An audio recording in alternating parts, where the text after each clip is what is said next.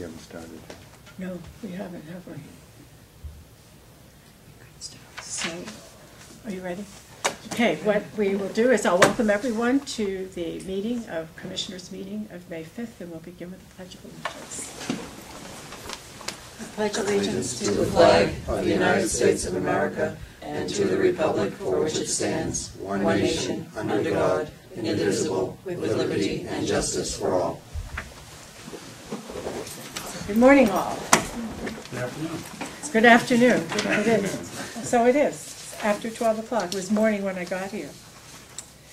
Okay, I think I don't see anyone here for public comment, so I think we can begin with our agenda.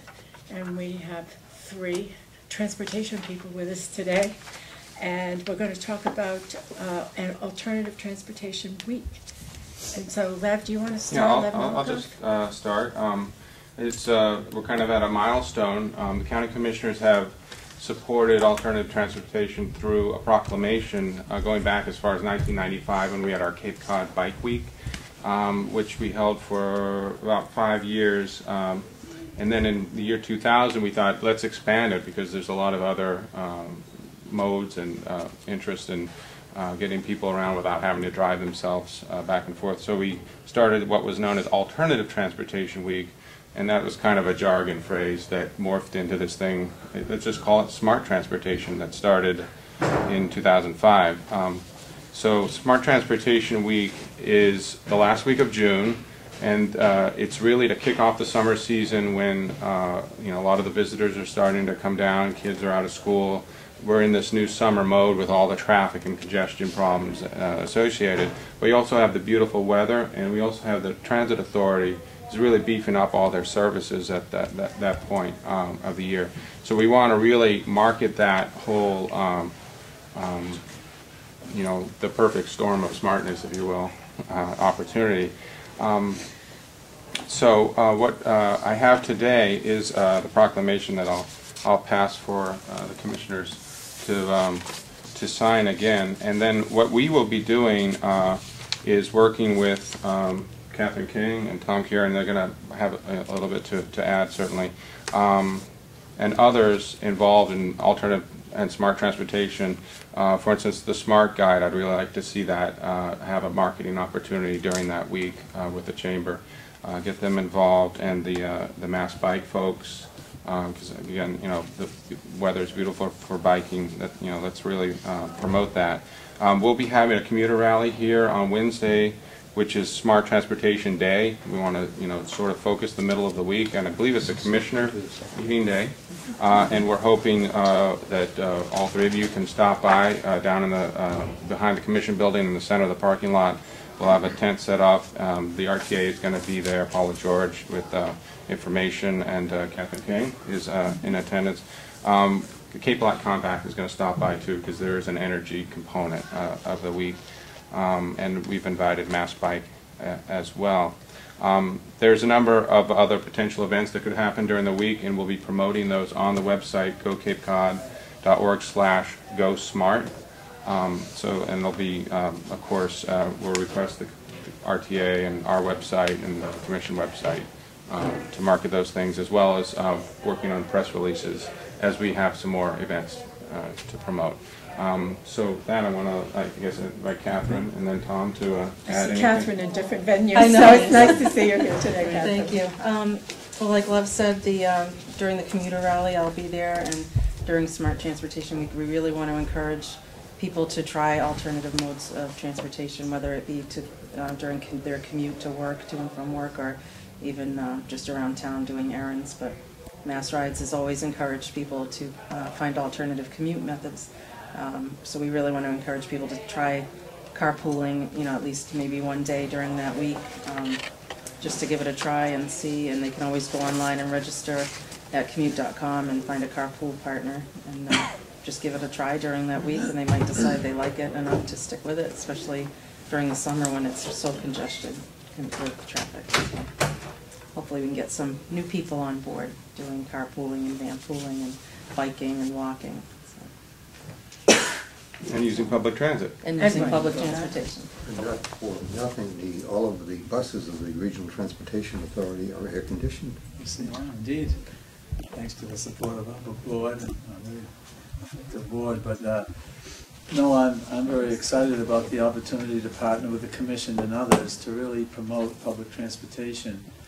I know that this week has taken place in the past, but I'm relatively new down here in regard to my transportation capacity. So I'm excited to partner, and we've been working very hard on emphasizing the importance of customer service and improving our bus service. We have transferred the call center responsibilities from our operating center up to the Hyannis Transportation Center, where we can focus on customer service and efficiencies in terms of getting people to their destination as efficiently as possible while letting our operator run a good bus system. So that's one of many changes that we're making with the support of our board, and Commissioner Doherty obviously is a member of that board. And so that's one of the important things that we're doing. The other thing is meeting regularly with other transportation modes. We've got an intermodal committee that meets regularly to discuss opportunities for collaboration. And I think Transportation Week is an opportunity to really reinforce the importance of that. We have over 240,000 year-round residents and triple that in the summer. So we want folks who come to Cape Cod and who live on Cape Cod to know that when they take one transportation mode, they can get off that particular mode and onto another very conveniently and get to where they want to go. We've worked with Google to come up with Google Transit trip planning. We're doing a lot of that stuff. We're really working very hard on the importance of bike interconnect opportunities within communities. And I know Mary Pat Flynn was a mover and shaker in the Shining Sea in Falmouth, which is a model throughout the state. So we're doing a lot of that stuff, and I think as administrator for the Regional Transit Authority, I have a platform sort of to be able to talk about it and to really help coordinate. And we've got a great planning agency. I met with Paul Niedzwiecki on a couple of occasions. Paul and I are talking together about long-range plans, our collective vision, and working with Catherine in a couple of opportunities. I've worked with her in my previous capacity, and now we're working again. So I think there are opportunities to really make a very first-class public transportation system here on the Cape and make our citizens, many of whom are seniors, aware that they can access our vehicles and get to where they want to go much more efficiently than they could in the past because of some of the software investments we're making. So with that, I will shut up. Once you give a politician the floor, just keep talking. But Once a politician, always a politician. But I'm having fun, and I appreciate the support we've received from the county, from the Mike Advisory Board, and I'm really excited about the opportunities to make things better. And with the support of the great staff that I have, I'm sure we're going to be able to do that. That's good. I might point out, as one of Tom's board members, that he is supporting a vision that many of us have had, that you could come to the edge of Cape Cod and have many choices with regard to public transportation or personal transportation, to include bicycles, and also not to diminish the fact that with the support of the Cape Cod Commission, that we would have more sidewalks, so that we would truly have interconnectivity between the villages, because the regional policy plan, of course, supports village centers. What we need is a continued persistence on making sure that there's safe interconnectivity, so you can use a bicycle, or you can use, you can walk, and you can have those. Because I think if we get people an opportunity to get out of their cars where they're not putting their lives at risk, I think you'll see more of that happening. When I'm thinking about this alternative transportation week, I remember years ago there used to be a bike to work week, and I don't know if is folded into this or not, but I recall back in the early part of 2000 having a kickoff of Bike to Work Week at the bike path, say in Falmouth, and I remember being down there, and it was like, okay, everybody, this is your week to bike to work, because I remember biking to town hall on the bike path in order to do that. Is that something that maybe towns could do? Well, I mean, just for the viewing public, also let them know that May 17th is the Bay State Bike Week, Mass Bike Week, National Bike Week. Oh, it is, okay. And it is Cape Cod Bike Week. We've just automatically updated our announcement to match the same week. Oh, I see. what we've done, to try to be more inclusive is to go with the Smart Transportation Week, so that we're including biking and the other. The other thing that we found is the weather in May on Cape Cod is often a challenge, and so a lot of times Cape Cod Bike Week is Cape Cod Rain Week. Yeah, that's... And so while we recognize and want to coordinate with the state and national efforts, we focus the energy on this later in June event to hopefully get a bigger result. But better weather and more people. if anyone asks, I always say May 17th. That's Cape Cod Bike Week, and certainly encourage folks to participate to the best of their ability. We have our own little event at the office where just the staff of the commission is encouraged, and we have And they can go group to rides and things like that. commute.com and register. Employers have been registering to participate in Bay State Bike Week through commute.com. Do we still offer the bike availability down at the commission? Yes, we do have loaner bikes at the commission. I think so people don't get the two events confused, we'll probably launch the marketing for this just after Bike Week. So that people realize one thing is not to be too confused with the other. Because bikes are just part of alternate. Right, and they're all important parts. I believe that we had somebody that was working for the Cape Cod Commission that brought their kayak to work, right? There has been at least a couple of different employees that did kayaking as part of Smart Transportation Week, part of the trip, because we can't quite get all the way up to the building. And what was the date? Someday we may, but not now. If the high water levels keep going, right. What was the date of that kickoff that would be in the back here? June 30th, Wednesday. June So 30th, I believe it's a commissioner meeting day. Yes, it is. And it will be at 12 o'clock noon to 1. And I'm hoping that we can get an RTA bus, at least for part of the time, to demonstrate how easy it is to put a bike on the front. How comfortable it is, and maybe if the service is available, we could have a little loop, like a 10-minute ride or something. Yeah. But I still need to talk with the folks there. And by the way, with regard to bikes, there's interest on the part of the RTA board to see if we can get more bike capacity on the vehicles to come up with some alternative. Because what we've seen is that we've seen families and they have 3 bikes, and there's only 2 bike racks in front of the bikes. We have to figure out some way of accommodating them. So far, one of the bikes has been able to go inside the bus, but what we really need to do is on a consistent basis figure out how to accommodate the people that that are trying to integrate their their biking experience with public transportation. If I may, Commissioner, we this week had a very detailed discussion on our 5-year capital plan, and that was very much part of our discussion where we're going to purchase a vehicle perhaps that will just be able to accommodate bikes, so we can carry bikes. We're working really closely with a lot of communities on those bike matters, and Bill indicated our buses only can take 2, sometimes 3, but we need to figure out a way, and we think we have some thoughts towards that we'll share at the next board meeting. Good. Sure. How is everything looking for the Outer Cape? I know it's a challenge because it's one main road. And in the summertime, that road often has very heavy bumper-to-bumper traffic of people going to the beach and going up to the, the national seashore beaches. So, are there going to be extra buses put in place? Or? There are extra buses being put on in place because we're looking at our entire system and looking at ways to feed the fixed route. The flex route works well down there, and there are some very real strong advocates, who have been responsible for its success. Not the least of it is Bill and Mary Lou Pettit and many others down there.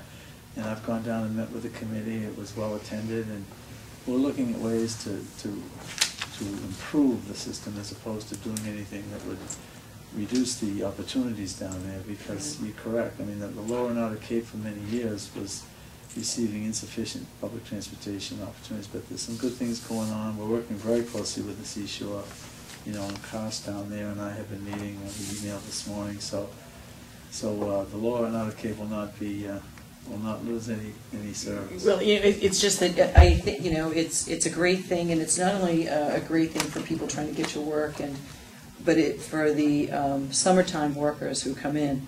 it does give them an opportunity to leave those places where they sort of land, and then they're isolated there. And it has really opened up a whole new world for many of them that come and say if they're in Truro or Wellfleet, you know, there's not a lot of nightlife there, and they're able to move on. If they don't have transportation, they can get down to Provincetown or Ironically, Leeds, up to Hyannis. Catherine and I participated in a conference about 3 weeks ago, I guess, on that very subject about the J1 workers and how we can get them around. So, and we have a very good operator in PTM. They work for us at the RTA, and they're working closely with us to try to accommodate those special needs and trying to get people to where they need to get to. So I think there'll be improvements across the board. That's great. That's great. No, it's been great. It's been a great benefit, and you know, added focus is even more appreciated. So I thank you for that. Just also to let the commissioners know, we will be having our employee creative commuting contest during Smart Transportation Week, and we're always thankful for any contributions to help out with little prizes for the employees. I think if Mark could collect any later, we want to pass on. That's why I'm sitting in the back. Yeah, he's always one of our great sponsors of that week as well. But we do want to thank. Does he give prizes? He usually gives cash. Oh, well. And then we buy gift cards or something just to recognize those that participate. That's great. So thank you in advance. Expectations. Yeah, that was a good plug. It's on TV. Yes, that's right. So there it is. Now it's done. So I noticed the buses around, you know, the newer buses, you know, they're becoming very, very popular. I see a lot of people riding them. Our ridership has gone up 20+%. 20 plus? In every facet of Say it. that louder. 20+% ridership, And right? it's going to continue That's to go great. up because of these new, well, I won't just shut up, because I'll just keep talking. But No. we have a call center now that's really exciting, and it's making people's experience much more convenient in terms of, like the Flex that Sheila was alluding to is a very good service, but it takes 2 hours to get from Howard to P-Town. We're looking at ways to get there quicker, to feed you know, the fixed route. We're looking at ways to improve, and with great success. So, and you'll see a lot more buses around out there, because you know, we're on a campaign to make people aware that we have this service too, and it's reflected in our ridership improvements. And the more consistent those are, I would believe that even those who are here for the week or, you know, summer tourists would take advantage of that instead of sitting in their car if they know that they can get right up to the seashore. Exactly. So that's great stuff, and it clears off those roads. And I also just want to say that I only know that the RTA has really improved, and you're doing a great job, Tom. I only hear great things about it, so I congratulate you on that. Very I know much. it's been a challenge. So I second that. So good job. Thank you. Yeah, definitely. Okay. Well, Thank you. that's Thanks great. so much. I'm very And excited, and we'll participate and we'll be there, and that's good. time to So- buff up my bike and put air in my tires. Right. Time to bike. Yes, it is. Thanks for coming. Thank All right, good to see you. Congratulations All right, again. take Thank care. you. Thanks so much. All right, good to see you. Okay, thanks. Okay. Catherine, take There care. we go. Thanks. Okay, Les. Okay. All right, Thank you very take much. care. Thank All right. you. Bye-bye. I'll come back to check later. I'll get $25 out of each one. And we'll pony up. Yeah, we'll pony up. Why don't we do the commissioner's actions for the Okay. week? Items 1 through 23. I have a question. Yes. I'd like to see the amendment on item Oh, you have. 416. Yeah, there's a 16? pile over Okay, there. and I'd also yeah. like to see the item 7 and item 14. I'm very sorry. So if you want me to dig those out, I'd be happy to do That that. would be great. Yep, Which one is it? 7, 14, and what was the other one? 7, Are they in that 14, pile? I think and they're- 16. I'm not sure. I don't know if they're in this pile or the other pile. You want Mark to find them? Or does find? Yeah, I can find it. Yeah, please. There's a big pile because we have those Or is it this RPD, big pile over here? This one is not it, so. 7, item 7 is the travel request, and item 14 is another travel request, and item, what was your other one? Item There was 16. one. And 16. Warren as a Smith and personnel Human Services. request. I think the Warren Smith one is a continuity. We're gonna employ Warren, as you know, he retired. He's somewhere there. We have a PO for about $4,900 to keep Warren on as a continuity basis for the rest of the fiscal year in terms of a transition. Is that what we're and saying? continuity. That's what that one is for, Okay. I'm pretty sure. Okay, I and because found the there other was check. another issue that was, I think that was that's been mentioned last resolved. week. Okay. Yeah, I that was want to all make sure it taken wasn't care the of. same thing. According to Those policy. aren't in there, so the other According to two, established policy, yeah. 7 and But I want 14. to I'm make sure it still wasn't looking. reappearing. Oh, And what about the, where are they going? I don't know, 7 and 14 weren't in there. oh, they must be They're in the other somewhere in pile. the other pile. Yes, I'll go and get them right now. I'm just trying to make this so you can. All right. I'm not sure if it's the pile that Kara just brought over, or would it have been in the pile? No, that- those are the, I think there's some changes to the RPP changes. Those have to go to the Regional assessor. policy plan? I think so, yeah. I know they're expected at the assembly today. Today? Yeah. Are we having a final budget hearing today? The Yeah. budget hearing is today, the assembly budget hearing is today at 1:30, so. So,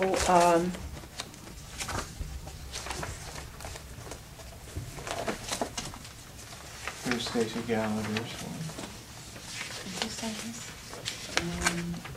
Yes, that's my signature right there. I think it's you that needs to sign that. How is this being funded? where? You're gonna have to kind of move in. Oh, here. in She has this, money in yeah. her budget. Okay, so we're funding out-of-state travel for this one. Yeah. Uh-huh. And what Yeah. about, Doesn't make me say it. okay.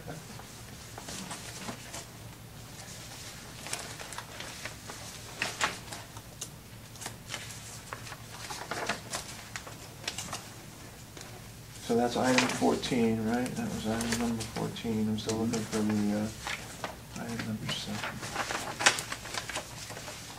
It was like town meeting yesterday. Okay, these are the ones that have to go over. Still, yeah, we did get the lease payment. Item 7's not in there, so it's probably in this pile. No, this that- pile here? Yeah, I think so. Okay, Can here's I choose another- not to respond to them? Oh, no, You no, should, sign yeah. those, so- So don't make me say it. I'm just looking for that last one. It Oh, was a is it this travel one? request, but I don't see it. It was a. Yeah, there it is. Yeah, that's it, okay. Yep. So there you go. So these are all signed by. Oh, are you looking for, here's, No. okay, He this found one's it. you just, yeah, okay. I'm just Thank gonna you. let these pile up here for a Okay. minute. And then, so those need to be signed. Okay. All right, is that everything? For you? Yeah, I'll move them. Okay, A second? okay, all those in favor say aye. Aye. Aye, opposed, none opposed, three in favor, motion carries. On May 14th, the Lieutenant Governor will be here at the Community College, along with his group of, his regionalization committee, Yes. particularly related to counties. And Mark has a document that goes back a few years that covers the regionalization efforts of the county. But he's going to update that and send it to us so that we can have a discussion next Wednesday, Excellent. prior to this regionalization meeting. Great. You're away that week, right? You're down in Atlanta. Mhm. So I plan to testify based on the document that we have, and obviously you can say what you want. So I think we can plan that at our meeting That next would be week, great. how we're gonna handle this regionalization meeting and the testimony that we need to provide.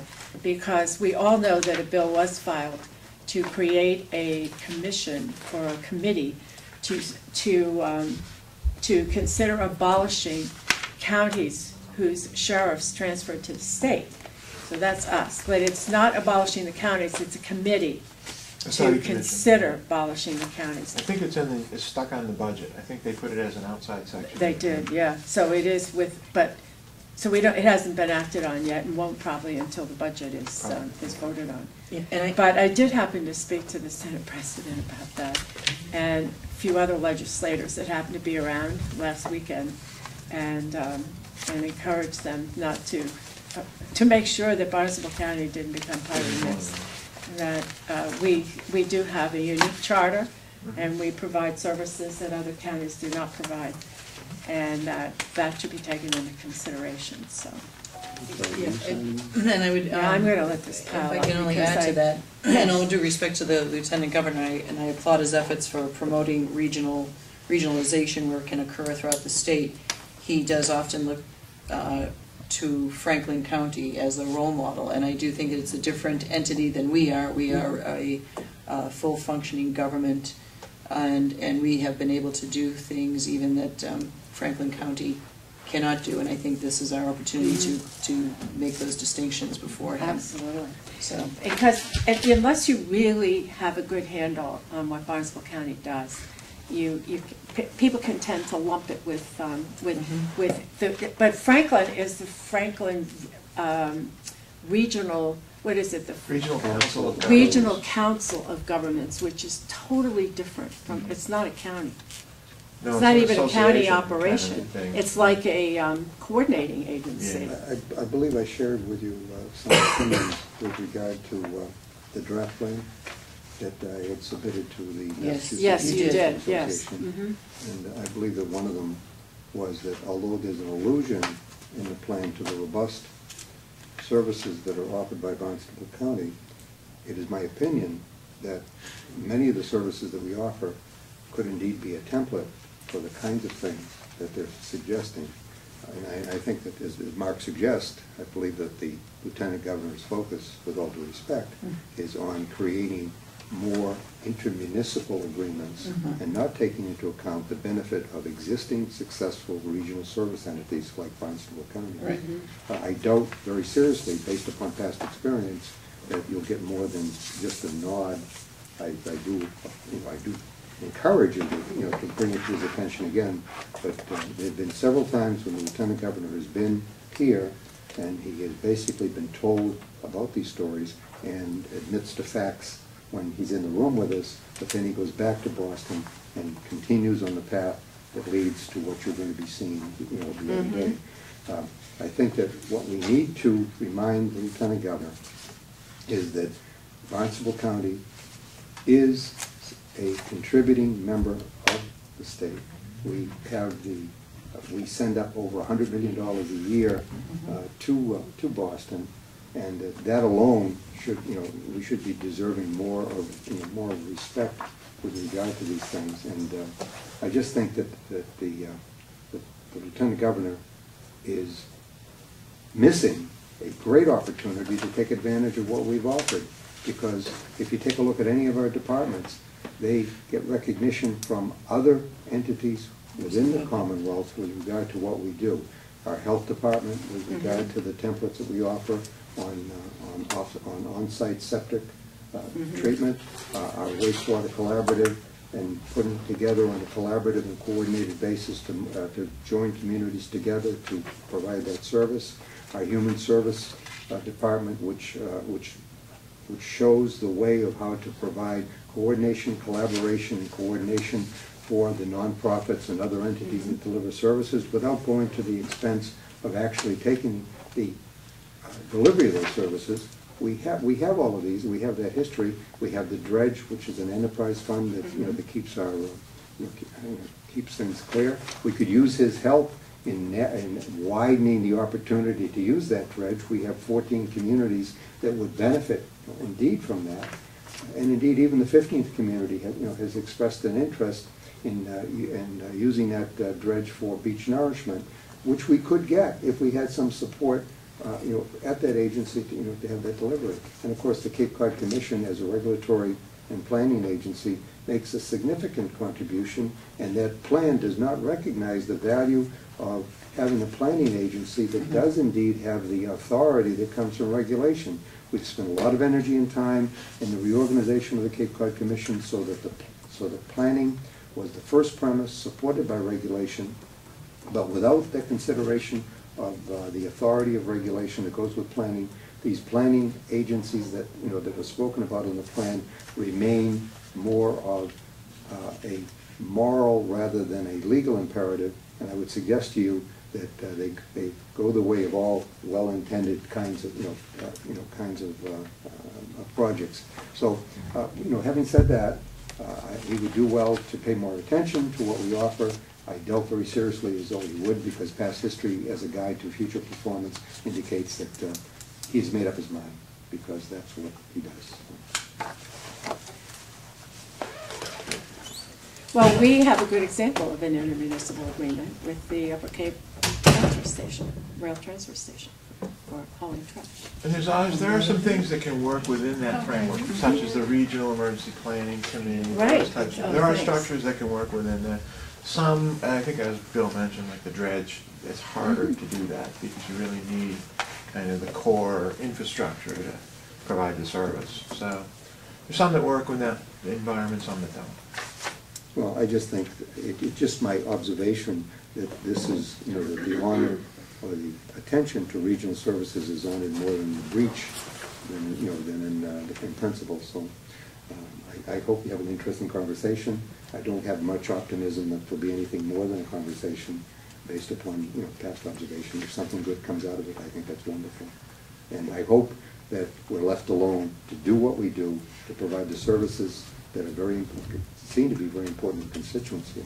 Well, and not just to be left alone, but to get the state support that we need to provide the services on a more responsible basis, because we can do it if we have more resources. But we have to get past all the legislation sometimes. Like we were talking earlier this morning about the PACE. Maybe you might just want to mention that. Maybe I'll let Maggie mention. Oh, Maggie's PACE. here. Oh, you want to just Yeah. mention that, Maggie? 'Cause I think that's another area where we need help from Actually, maybe the lieutenant governor. let me do the transition, because Okay, this do the actually transition fits in nicely with what you're talking about. You're talking about the regionalization for, Right. which I agree with Bill. The philosophy from the state has been to do kind of the intermunicipal agreements, and that works with some things. But it's also reflected somewhat. This is It's a copy. something you can do without getting a special act from the legislature. Correct. Is That's right. is an intermunicipal agreement. And what I'm But handing sometimes out, we need and this is those. reflected in this document to some extent, I think, as well, is the municipal relief package. Mm-hmm. And in the municipal relief package are a number of things which I'll go over in a minute. I think what the transition will be, one of the items in there, one of the major items, is this PACE. They don't call it that. They call it an energy revolving fund, I believe. But Maggie, why don't you explain what PACE, or the energy revolving fund, is? And you want me to find it for you? It's near the end. In this, well, yeah, if you find the section, then you can refer to them. Basically, this was legislation that was originally filed by Representative Patrick, and then it morphed as it went through the different renditions. And in Rep. Patrick's bill, he included counties. And what it does is it authorizes cities, towns, and originally counties to issue debt or to borrow, issue debt for residential or commercial properties who want to pursue energy efficiency improvements and renewable energy improvements, to pay back that cost of that over time on their tax bill, and kept the cost with the property. That sometimes is a barrier for people implementing energy efficiency measures. They're not going to be in their house, or renewables, they won't be in that home long enough for the payback period. So this gave us the mechanism to tie the improvements to the property, which actually are the recipients and the beneficiaries of it. And originally, counties were able to do this, and as you know, because of the regional nature of the Cape Light Compact, it's a great example of the Septic Betterment Program. This is a service that fits very nicely at a regional level.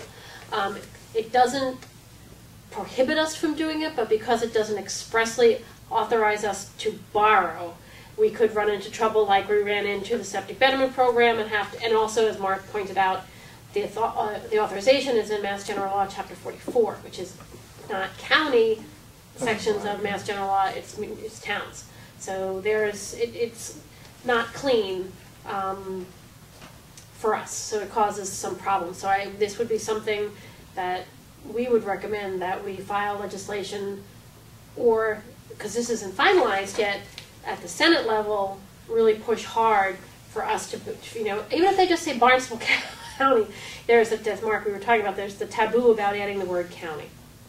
So fine, just say Cape Cod Regional Government known as Barnstable County is authorized. Mm-hmm. So, you know, you could ask for that on the 17th, 14th, you could ask for that on the Mm-hmm. 17th, but now you've created more work for us, more costs, and a perfect example, they did the exact same thing with the septic betterment program, and lo and behold, it took, a lot of people had to wait, and the programs were delayed as the region got organized and up to speed, so that's it in a There's a nutshell. connectivity to this on the eligibility for the community development block grants. We had some difficulty in getting eligibility for the county, but we did do that on appeal because we were able to represent ourselves to the federal government as being an entity that could actually manage the program and deliver the service. With regard to the other community development block grant opportunities, there are two, perhaps three. I don't know if Falmouth is an entitlement community, but I know Yarmouth and Barnstable are. There are 12 other communities then that do not become eligible for those block grants, and we have been proposing, I think the green energy issue is one example, proposing that we could represent the interest of the rest of the community in order to provide access to these federal funds. And this would have been before ERA, and of course it would be after ERA, so that we would be working in a way that would support the interest of our community by having direct access to these federal funds and not having to go through the additional step of having the state decide whether or not those funds should be sent outside of the 20-mile radius from the capital, and not get either on the South Shore or down here in Barnstable County. Now, tell me, to be eligible for the community development block grants, is that based on equalized valuation, or is it based on median income? I can't remember. I think that... Is it median income? Community CDBG funds Yeah. are tied to income. Income. Right, And that's how, and they are... That's why a lot of towns, or some towns on the Cape, are not eligible. Correct, you have to compete for them. It's a small cities pot, this is a national Yeah, issue. right. You're an entitlement community, which means you're entitled to receive them directly, or funds go to the state and you have to compete for them competitively through the small cities funds. And that's, I think, what Bill is saying. In other areas of the country, instead of coming to the state, they come to the county, and the county administers the small cities. The only caution I have with the community development block grant funds is our allocation on a county would be X, but if you really have to examine the track record of some of the towns in attracting from the state, because we might end up cutting ourselves short, because we've applied for and received X millions. Had we been a direct entitlement, we might have gotten far less. So you have to on that one, especially on not the EE ones that you were talking about, but the community development block grants. You really have to look at the numbers, because some of our towns have done very, very well in competing statewide and bringing those dollars back here. So you have to do the math on that, which is a little different than what you were talking about with the energy efficiency block grants. Nevertheless, I think that we have some, if we speak about our interest in supporting, all of the towns on the Cape, I believe that this is, one part that deserves our attention, and I think that we ought to pay some attention to it. At least be aware of what, how the towns are benefiting from participation in this, and if there are gaps. What do you call it? A gap? I guess social work calls it gap analysis. If we do the gap analysis appropriately, we'd be able to discover how we can be more useful to the rest of the community and serve the needs of those. Because the median income down here is not, not that great. No, and it's low. that's another thing that is not understood when we talk to the executive branch, at the state, that there's a presumption that our income and our wealth is at a much higher level, or perceived to be at a much higher level than what it is. So It's because it's property values are higher, but the income is considerably lower. I know every year CDBG has these block grants for rehabbing housing, and it's a long process to complete the application. It takes like 6 or 8 months to get all the information together, and then you have to see where you fall on that income level. And I think the number this year was 39 if your community was less than 39, then you were eligible, and for the first time in a while, Falmouth got under 39 in terms of median income.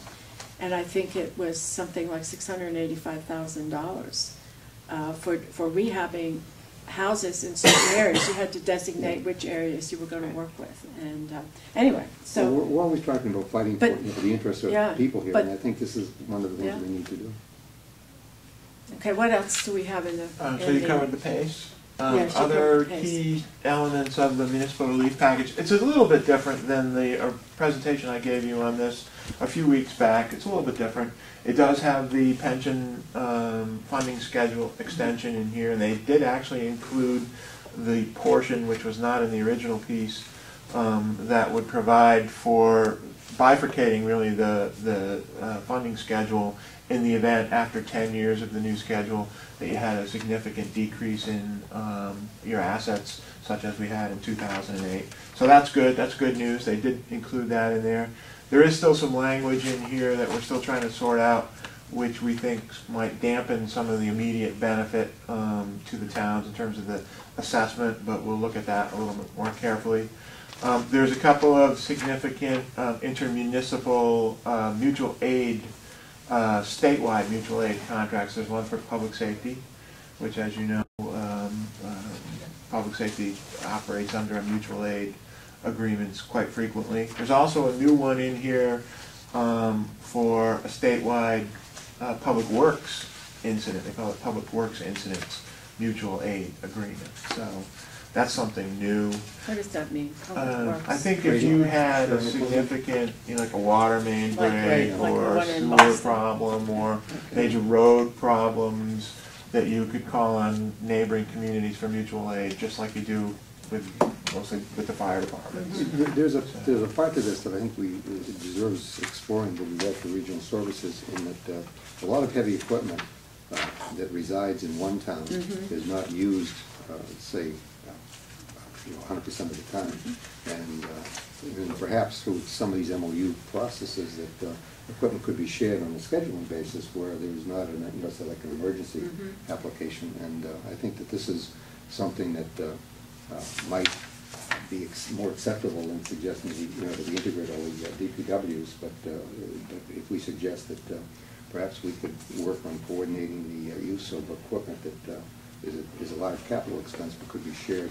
Well, that came up in the Lower Cape when they were having their regionalization. They agreed. They actually came to an agreement that what they would do is if they needed to, if they were planning to purchase a large piece of equipment, they would notify the other towns. We're interested in doing this, we need to replace this. And if there was a way to share what they had, then rather than buying it, then maybe they could work out an agreement to share, and that town wouldn't have to buy new equipment. As an alumnus, So that everybody didn't have to have the same thing. As an alumnus of the, when the Cemetery Commission of Harwich was an elected body, I was very happy to hear that last night they had bought one of these radar devices to look at the ground radar searching, and they're using that as a moneymaker for the town by lending it out to people who do want to do some inspection. Of course, if Falmouth cemeteries are looking for that, Harwich is ready to help them out for price. Yeah, for price. But that's certainly an opportunity for. There's like 26 or 30 cemeteries. Well, it's certainly an opportunity for a regional entity like ourselves, if we could coordinate a public works mutual aid. Exactly. Yeah. Well, I know what some towns do is, obviously, every town can't own every piece of heavy equipment Right. that's out there that they will need if they do internally have their employees do the work. So what they do sometimes is they work with local contractors to contract that equipment. If they have a road project, say for May and June, they'll contract that equipment from some company. But there's no reason why if some other town had that equipment, or they shared somehow the different equipment, they could do it that way as well. Might be cheaper to do it. All we'd have to do is get magnetic And signs. it keeps people in business too. All we have to do is get magnetic signs so that when it's used in Falmouth, people wouldn't think that it's a piece of mashpee equipment, for example, so that it always looks like it's Are you where it's picking supposed up to Well, it could be a Yeah. county piece of equipment. Yeah, it could be. All the upper Cape. It Yeah, could be a county piece like of the equipment. dredge, yeah, right. it could be. Yeah, There is a local option early retirement incentive program in here, although they've wisened up real quick to how certain localities might play the game on these things. So they've limited the backfill, so to speak, to a certain proportion of the income that's retiring. You can, the first year I think it's 35%, 45% the second year, and 65% in the third year. So it limits the local community to how much they can rehire there. Also, the local community has to formulate an actuarial plan on how they're saving the money. They have to submit that plan to PARAC, the overseer of the retirement systems, and it has to be blessed by PARAC. So there's also a piece in here where the individual taking advantage of the early retirement program has to agree to forego any accrued sick or vacation time that they might get upon retirement. So. Well, these are all the lessons learned from the 2003 early retirement program. Or 2002 especially. Yeah, exactly. So, there's some provisions in here to make it easier for school systems to look at district collaboration and to share superintendents. That's one of the provisions in here. There's some enhancements to Chapter 30B that I did mention, the reverse auction piece, cooperative purchasing, which we already do, a couple of other things that make it easier and more efficient for towns to collaborate in purchasing efforts. There are some changes to the towns in terms of their ability to assess taxes and to follow up with individuals who may be claiming an abatement. It gives the assessors a lot more power, I would so to speak, I would say, in terms of reviewing people's records when they're asking for an abatement. And Maggie mentioned the PACE fund. I think that's about it in terms of the municipal relief package. Some of the things I think that aren't in here, there's no language in here regarding kind of the mutual assessing.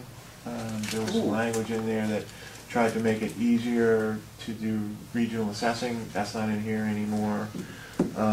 There were a couple of study commissions that were included in the earlier legislation, including a study commission on county revenues. That's not in here anymore. I should mention there is a provision in here to allow towns to collect an ambulance fee from an insured individual's insurance policy. Really? Section here on that. That would be, Yeah, with the The sense, CMED. I just was looking at that. The CMED. It could be CMED, yeah. Yeah. It could be that. absolutely. So that's a big change. Because that's the way, the CMED program, if we implement it the way it's set up, to be able to recover Collect, funds, that's collect right, funds, yeah. absolutely. And there is some language in here for the ability for a local community to do a tax amnesty program, municipal tax amnesty program.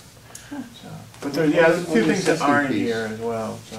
On the assessing piece, I talked to an assessor, and there was a suggestion made that we identify what he'd call a tipping point. In other words, are there communities of a certain size, or is there, let's say, an accumulation of population that would represent a group of towns rather than all the towns that perhaps could benefit from say a regional, or in this case a sub-regional assessing point, and felt that that's one of the things that we should look at if we continue to pursue this, rather than looking at the integration of all of the assessing activities.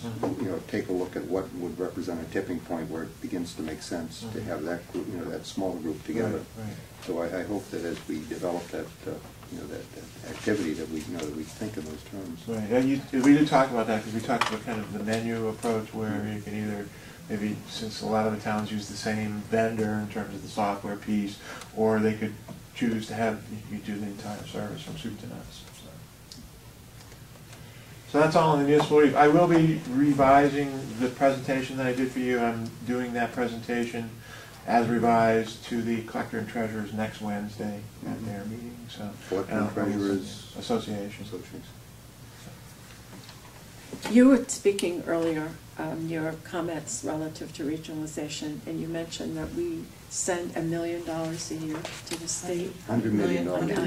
What did I say? $100 million. In meals And- tax and in. Oh, you're speaking of lodging the tax. The taxes that we send up, not to mention the income tax that are paid by our residents, that, Right. that goes up there. So you have sales tax, meals tax, lodging tax, that goes up to, that goes up to the state. And even though we send that money up over the bridge, we still have to go up with our begging bowls in order to get any piece of that back here in order to support our community. Okay, some of the towns have passed that at their town meetings. I was reading Harwich the passed the meals tax. Harwich passed the meals tax. Right. Any others that you know of in town I meetings read in the recently? paper this morning that Yarmouth, I believe, passed the lodging tax. They passed both. They actually They did happened to be pass- there. Yarmouth They've had did? Yarmouth And I passed think both. Dennis passed one as well. And Dennis passed one. Dennis? Eastham, I believe, did the. They did the. One or the other. Yeah, I think it was the meals tax, but not the condo tax. The room tax because of the discrepancy between. The injustice of that, or the inequity of it, is there are many people who have homes that they rent, or you have a condo and you rent it, and you're not really looked at or listed as a rental property. So that's, a private transaction, and they are able to do that without adding that tax on. So a lot of the innkeepers and a lot of the hotels just feel that is just an inequitable way of doing things, and until the playing field is leveled, they really do rally against that. However, most of the towns did, I would say half and half go with the meals, but a lot of them did pass both. Mm-hmm. I believe that Wellfleet passed both as well. That went through, and but I think they did that, not this town meeting, but the last town I meeting. thought Wellfleet did the. They did the meals the tax meals, before. No, I was trying to follow that Yeah. because.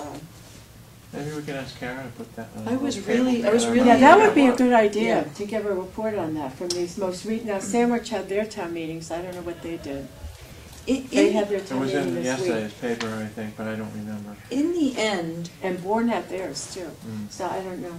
Mm-hmm. For all of the pushback on it, for the towns outside of the Cape who have passed this, their revenues actually were greager than what was the anticipated or estimated cost. So Well, the it wasn't formula as comes though from the form- state. right. So if you make public, well, this is what we expect, it's a state formula, Right. and it turns out that it's higher It than goes that. higher than that, and it really is a greater benefit. And I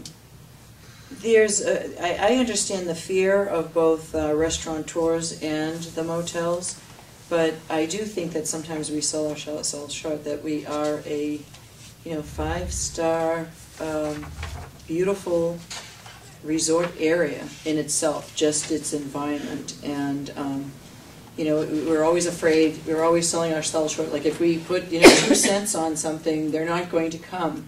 And people want to come to Cape Cod, and whether it's for the day trippers or for people through the week. And that slight increase isn't going to Just really look, make a even difference. in Massachusetts, you go anywhere in the state, and you look at your hotel bill, you're going to see some kind of local Right. tax usually on there, almost So- universally. Oh, yeah. Anywhere. Oh, at least And $15. I'd say most people a don't day. even pay attention to And it. And they Yeah. don't, yeah. Anything else? Well, Or just the two of I them? think it was just the 2 of them. Yeah. All right, I can have her work on that. The rooms and the room Meals. rental The and the room and meals the meals tax. tax. But what do they say on the meals tax? 75 cents for a $100 dinner is all the increase amounts to. So I don't know what In some cities, if you 5.75. look at your hotel bill in a city, there's like 3 of them. Some of them times there's like there's like like 3 of them. Boston, yeah. Yeah. There's a city tax. You know, There's a city tax, there's like I hate to say, it's not like an entertainment tax, but there's a cultural development Yeah, or an something like economic that. development tax. Also cover charges some places too for minimums, So- 2 different minimums. Well, I don't go any places like that. Well, I think this is good to follow because, sometimes you hear people say, well, you can't just keep cutting spending. mean, there's a point at which you have to do something else to raise revenue. And when you raise revenue, you're talking about taxes and fees, so, I mean, Well, that's you- the only way you raise it. Well, in Harwich, we thought we would raise revenue by putting up a wind turbine. Right, Well, and that didn't so much happen. for that. Yeah, we talked about that Can I earlier. ask us to just change tax, because I did Oh, ask yeah. Mike to be here. Sure. I apologize, Oh. Mike, I should have, before we got into this, I should have said something. So if we could, remember last week, we had a bit of a terse discussion about the whole household hazardous waste collection program, and of course, the gentleman we had the discussion with is not here It's today. not here, But- obviously, they were on. Yeah, Before we start on Yeah. this whole new track, could I have a Oh, minute? yeah, I wasn't sure whether I was being signaled or not, sure, yeah. Thank you. Okay, we're back on. So last Right. week, we had a discussion about the household hazardous waste collection program here at the county, which we think is a very good program. There was some questions about how some of the funds are raised for that. And I asked Mike McGuire, who works with Cooperative Extension and is in charge of that program, has done a fantastic job, to come and kind of just give us an update about how some of these things work. So Mike, can I turn it over to you? Sure, so. Thanks for being here, Mike. Thank you, Mike. Can I just, I just want to preface a little bit of that too. I believe that the gentleman had he was confused as to particularly the water district department of Barnstable County, who takes some of their, I believe, general funds to help support this program.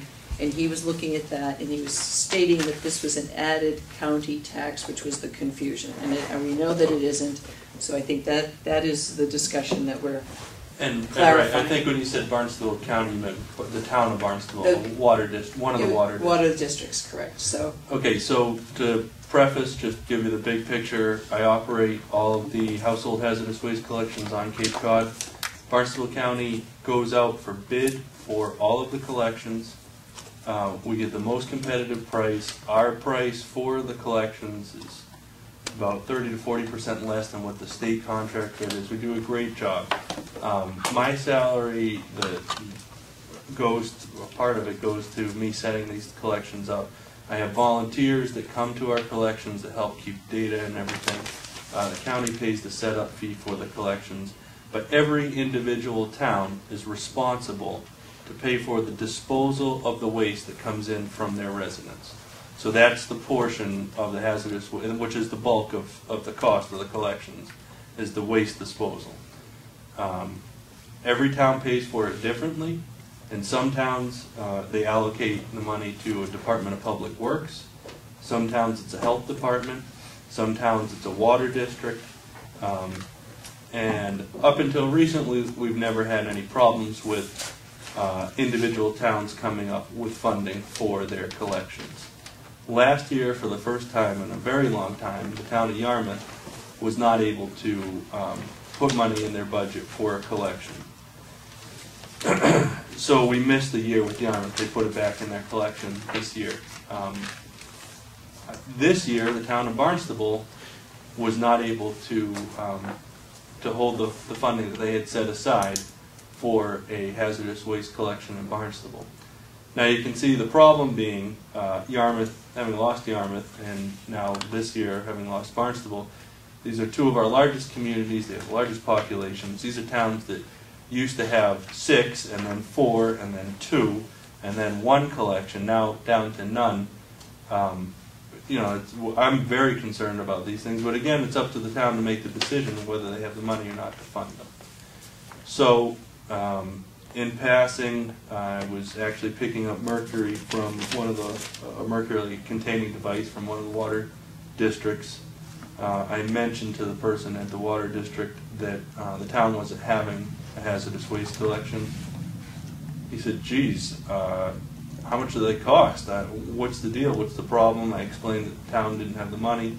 He said, well, I should probably go talk to my board about this and see if there's any funding for it. That was the extent of the conversation. So the way it works in Barnstable is that some folks are on wells. There's 3 or 4, I think there's actually 4 water districts in the town of Barnstable. So Centerville, Austinville, Marston Mills Water District decided Their board decided to recommend it to go to vote. Apparently it is on their warrant to vote. So if COMM Water District residents vote for this, then there'll be some money allocated to do a collection for the entire town. And I think the residents' concern is that a portion of the town, because only the folks in that particular district who are paying money towards that water district, will be footing the bill for the entire town. I understand his complaint. I can see why he has it. My feeling, though, is this is up to the residents of that town to make that decision. It's not my call. And I do think that there are other taxes. I think if you look at school taxes, you can talk to anybody who can say, I pay school taxes in my town. I don't have any kids that go to the school. My neighbor who has 5 kids rents. They don't pay any taxes to the town, yet their 5 kids go to that school. So yes, there are inequities in taxing. I understand his concern. My bottom line, though, is if the town wants to do a collection, far be it for me to stop them. This is my job, is to hold these and format them in a way that's the most potentially cost effective. So, sure. Okay. If I could just back up, now you're stating that the state would do this service if we did not provide it, and No, they would. the state doesn't. They just basically I was talking about the procurement process. So the procurement process is the state goes out to bid for all kinds of services and sets rates. So you have a set rate for hazardous waste disposal, and they have companies that bid on that. Elaine in purchasing went out just for the 15 towns. And we got a rate that was far lower than what the state's established rate is. But yeah, sorry to confuse it. All right, so that, and it's not a mandatory waste disposal that's put on every town. So it's not something. So it's something that they all choose to do. Household hazardous waste collections are not mandatory. They're up to each town to hold. The thought process goes, though, if a town is going to spend hundreds of thousands or maybe millions of dollars, on stormwater remediation, wastewater remediation, pollution control, water quality testing, to pay for the town of Barnstable $11,000 for one household hazardous waste collection, to get willing participants to dispose of hazardous waste property, that's a very small line item to pay for inherently hazardous waste. Right. And we're as creative as possible in getting rid of hazardous waste through all legal means in the most cost-effective way. But when you have residents who have pesticides or have gasoline or all the other things that come in, we have to provide options for them, because if we don't, a certain percentage of them are going to be illegally disposed of. Right. And water departments are going to end up paying to clean up contaminated wells anyway. Absolutely, So and it would be far greater. it would be incredibly. It is. We know how much it costs to clean up wells. I mean, it's hundreds of thousands of dollars. Yeah. So. I thank you for coming to clarify that. I have one thing Go to add ahead. on this. Yeah. I believe that the gentleman, if he were here, I would point out to him that there's a notice of the annual meeting of the Centerville, Osterville, Marston Mills Fire District, and on that warrant, Article 17, and I'll read it, to see if the district will vote to transfer appropriate from the water surplus account the sum of $10,000 for the disposal cost of hazardous waste materials collected by the Barnstable household hazardous waste collection, and said funds to be expended under the direction of the Board of Water Commissioners, who are elected to serve in the fire district, with the approval of the Prudential Committee, and to take any other action thereon. So I think that what was missing in the conversation that he was having with us was his lack of communicating to us that there was going to be a vote by the people of that district to do that. The suggestion that was being made during that conversation was that you and some unidentified person of authority within this activity were somehow circumventing what would have been the normal process that would be expected, and because it turns out that there were legal notice that's put in, and the voters can on May 18th decide whether or not they want to participate. I believe that I wanted to take this opportunity for congratulating you for not only doing the right thing, but doing a great job, Mike. Thank you very much. Thank you, Right. Bill. Yeah, I would take And exception to service, that yeah. person's view, so. Right. Well, actually, this is actually enlightening for me. So, to use two questions, Mike. I noticed Brewster in their town meeting, they had, I think, $8,000 that they were putting forward. So, so really, actually, this money, this 10,000, assuming it gets approved, the 8,000 from Brewster, it doesn't even come to us. They pay the vendors directly Right. off of the contract bid that Elaine's put together, just like if they were procuring roadway salt or anything else. They're paying the vendors directly. It doesn't even come to us. No. Oh.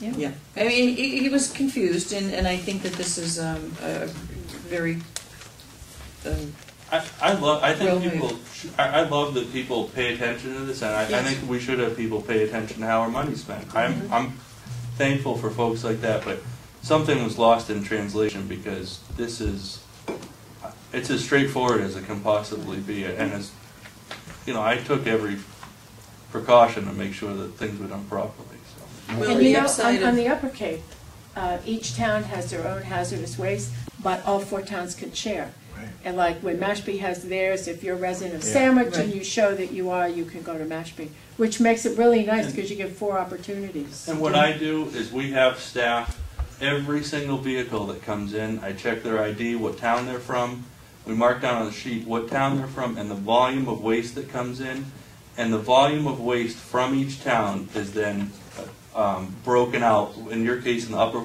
Okay. 4 Upper Cape towns, the percentage volume is billed to each town by what was brought in by each resident. So we do Oh, I it as see. fairly as possible. Right. But again, that's the town's decision Mhm. whether or not they can afford to pay for it. well, I think the good side of this, and him bringing this topic up, and in his confusion, is that we got to speak about it yet again Yeah. and educate the public, and that's always a good thing. So I thank you for that. Ed just reminded me of one other thing to bring up to you too.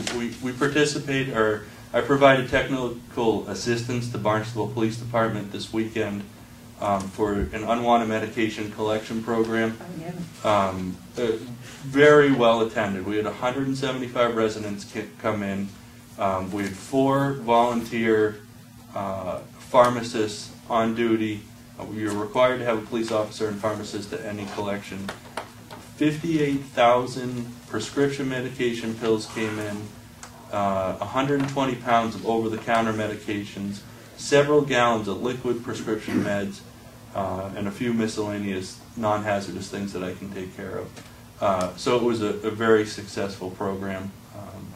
You might want to rephrase that. Amazing. Yeah. That means it didn't go into the water table by being Yes, dumped on by the being toilet. dumped on the toilet, right, And I think exactly. that you ought to communicate that to the wastewater collaborative, that we Yes. do have an active program of Right, collection. yes. Well, we do, and we still want to encourage residents to destroy their basically, it's very expensive to run these collections, and the vast majority of this waste is going to be incinerated. So if individuals need to get rid of their waste, we want to open up Ziploc bags, put the meds in them, put some alcohol-based hand sanitizer, close them up, throw them in the bag. You can recycle most of your medication containers, pull the labels off, get rid of them so there's no privacy issues, but just make them unusable, put them in your trash. Your trash is going to CMAS to be incinerated Okay. at 2,000 degrees. But the collections from a law enforcement standpoint are extremely important. You hear the same stories, end-of-life issues, people with cancer. Those drugs are highly valued on the streets, and we Yes, want to they make are. sure that as soon as those people pass, that they're disposed of properly. Meaning, if you can't get to a collection, and it's unlikely you will because not many towns are going to hold them, render those drugs useless, put them in your household trash, and get rid of them. Okay. Well, thank you for that lesson. I appreciate that. Great, Thank you. thanks, Mike. Thank you. That was great. Good, thanks, Mike. Thanks, Mike. Keep up the good work. Thank you. So what else do we have? The last thing we have, Maggie, do you want to talk about the ordinance that we need to submit today? Okay. Oh, yes. Before you, you have an ordinance authorizing the county to borrow short-term revenue anticipation notes for the Cape Light Compact's energy efficiency program, and the approval of our 3-year statewide plan the Cape Cod Compact's budget goes from a $15 million budget to an $18 million budget. And the funding sources are from RGGI dollars and an ERF, an Energy Efficiency Reconciliation Factor. So there is a timing lag between the program year and when the funds come in. So the ordinance gives the county, who is the compact's fiscal agent, the ability to borrow while we wait for the receipt of those funds. And you expect that sometime later this year? Yes, we should have our ERF approval in July, so in any of the costs of borrowing have been factored into our proceeding, and so, you know, the county, it's a cost neutral for Barnstable County, but it also brings in, enables the compact to administer their programs. And then, now the borrowing, that's done through your office? The We'll do, treasurer's yeah, office? we'll issue, as Maggie said, they're called RANs, Revenue Anticipation Notes. By law, you can only issue a short-term note for up to 2 years. So the interest payments on the note will come out of the Energy Efficiency Fund, out of the revenues that we collect from that. And then you got different banks to bid on these in And terms of interest? you do a bid, so you get The best rate? all-in cost, exactly. Yeah. Okay. Excellent. So we'll submit that at We need a the motion. assembly. I'll move that we do that. And I second. Yes, if you would sign that, we'll Okay, need all to those in assemble. favor, say aye. Aye. Opposed, none, 3 in favor, motion carries. Excellent. Okay, great. Signed. Thank you. And that's all I have. I don't have anything else. Anybody else have anything else? No? Okay, No. no, motion to adjourn. No, to, I mean to Recess. recess, To the sorry, recess. the assembly today, in like 15 minutes. second. Okay, so we're in recess.